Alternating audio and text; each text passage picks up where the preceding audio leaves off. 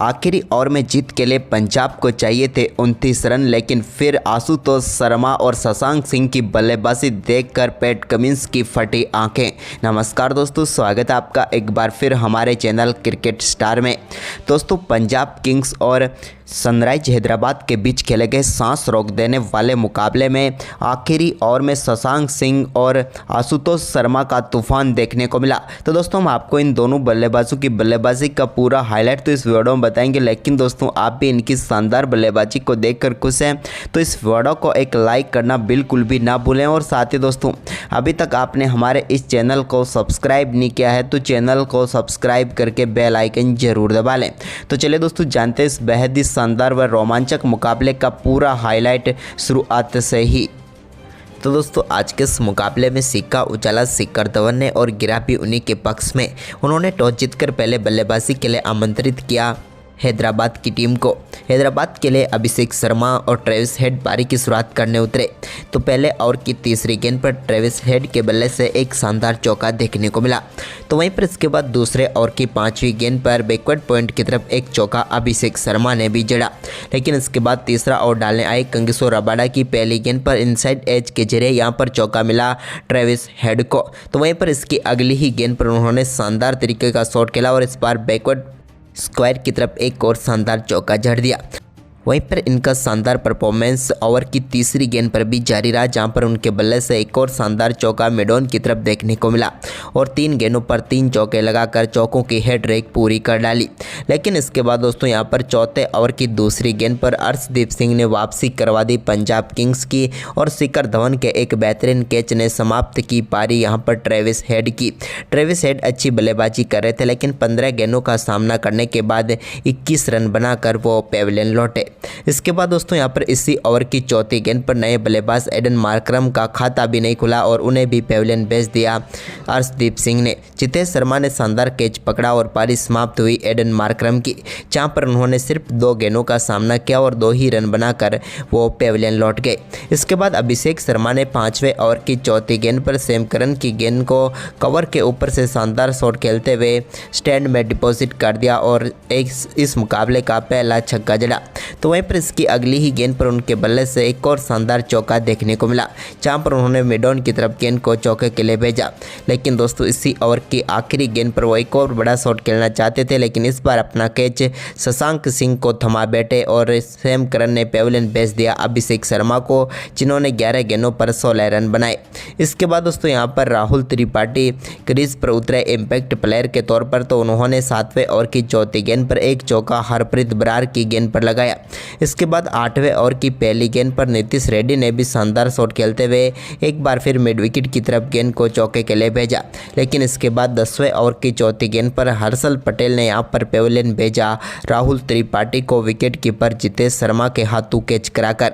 राहुल त्रिपाठी ने 14 गेंदों का सामना किया और 11 रन बनाकर वो भी पेविलियन लौटे। तो वहीं पर इसके बाद 11वें ओवर की दूसरी गेंद पर नीतीश रेड्डी के बल्ले से एक और शानदार चौका देखने को मिला, जहां पर उन्होंने बिहाइंड द शॉट खेला और चौका भेज दिया। इसके बाद दोस्तों ओवर की तीसरी गेंद पर भी उन्होंने बैकवर्ड स्क्वायर लेग के ऊपर से गेंद को सीधे स्टैंड में डिपॉजिट करते हुए एक शानदार छक्का जड़ दिया।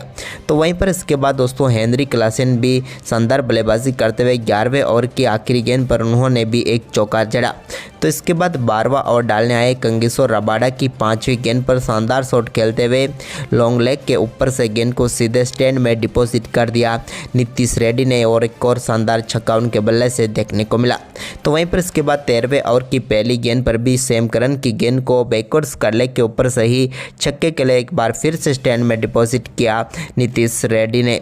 तो वहीं पर नीतीश रेड्डी का तो शानदार परफॉर्मेंस जारी था, लेकिन 14वें ओवर की पहली गेंद पर हर्षल पटेल ने क्लासेन को यहाँ पर सैम करन के हाथों कैच कराकर पेविलियन भेज दिया और बेहद ही महत्वपूर्ण सफलता पंजाब किंग्स की टीम को दिला दी।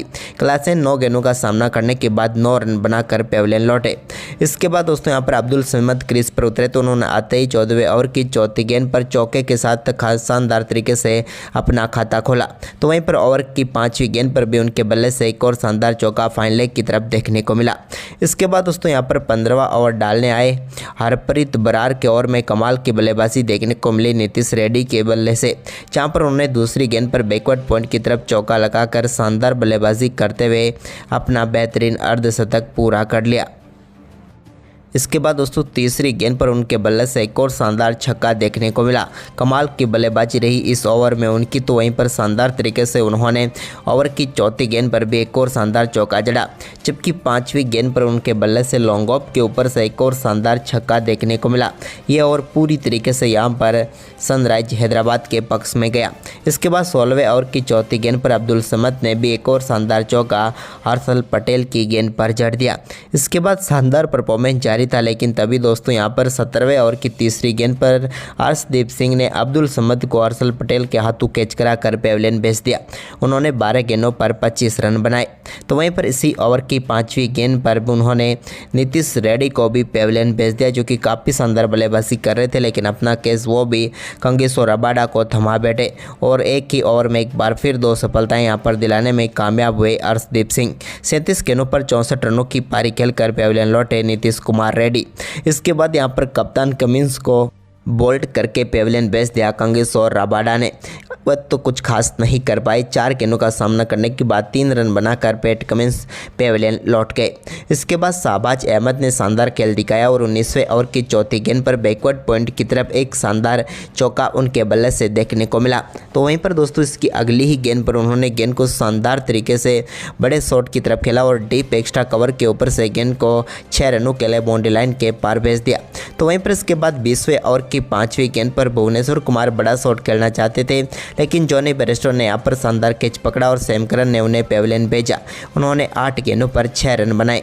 तो वहीं पर इसके बाद पारी की आखिरी गेंद पर जयदेव उनादकट ने बड़ा शॉट खेला और गेंद को 6 रनों के लिए लॉन्ग ऑन के ऊपर से बाउंड्री लाइन के पार भेज दिया और यहाँ पर स्कोर को पहुँचा दिया 182 पर और 183 का लक्ष्य पंजाब के सामने रख दिया। वहीं पर दोस्तों इस लक्ष्य का पीछा करने उतरी पंजाब किंग्स की शुरुआत बेहद ही खराब रही और दूसरे ओवर की चौथी गेंद पर ही पैट कमिंस ने जॉनी बेयरस्टो को बोल्ड करके पहली सफलता सनराइज हैदराबाद की टीम को दिला दी। बेयरस्टो इस मुकाबले में खाता भी नहीं खोल पाए और 3 गेंदों पर 0 पर ही चलते बने। इसके बाद दोस्तों यहाँ पर शिखर धवन और परमसिमरन सिंह से उम्मीद थी, लेकिन ये उम्मीद भी टूटी जब तीसरे ओवर की आखिरी गेंद पर परमसिमरन सिंह अपना कैच नीतीश रेड्डी को थमा बैठे और 6 गेंदों पर 4 रन बनाकर वो भी पेविलियन लौट गए।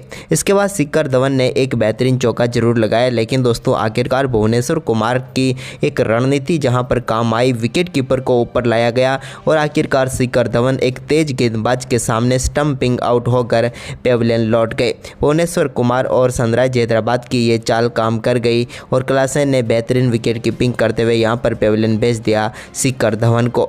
धवन इस मुकाबले में 16 गेंदों का सामना करने के बाद 14 रन बनाकर पेविलियन लौटे। इसके बाद दोस्तों सैम करन ने छठे ओवर की पहली गेंद पर टी नटराजन की गेंद को शानदार तरीके से मिडॉन की तरफ चौके के लिए बाउंड्री लाइन के पार भेजा। तो वहीं पर इसके बाद सिकंदर रजा ने भी एक शानदार चौका नीतीश रेड्डी की गेंद पर स्क्वायर की तरफ जड़ दिया। इसके बाद दोस्तों सिकंदर रजा और सैम करन ने अच्छी बल्लेबाजी की। तो वहीं पर 8वें ओवर की पहली गेंद पर जयदेव उनादकट के शानदार छक्का लगाने में कामयाब हुए सैम करन और गेंद को स्टैंड में डिपॉजिट कर दिया। इसके बाद दोस्तों 9वें ओवर की 5वीं गेंद पर भी नीतीश रेड्डी की गेंद को एक बार फिर से बाउंड्री लाइन के पार भेजने में कामयाब हुए सैम करन और एक और शानदार छक्का टीम के लिए जड़ दिया।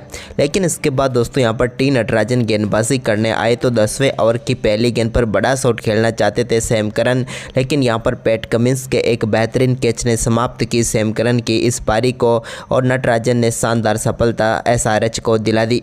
यहां पर 22 गेंदों का सामना करने के बाद 29 रन बना कर पेविलियन लौटे सैम करन। तो वहीं पर इसके बाद दोस्तों सिकंदर राजा ने शानदार बल्लेबाजी करते हुए 11वें ओवर की पहली गेंद पर मिड विकेट के ऊपर से एक शानदार छक्का जड़ा।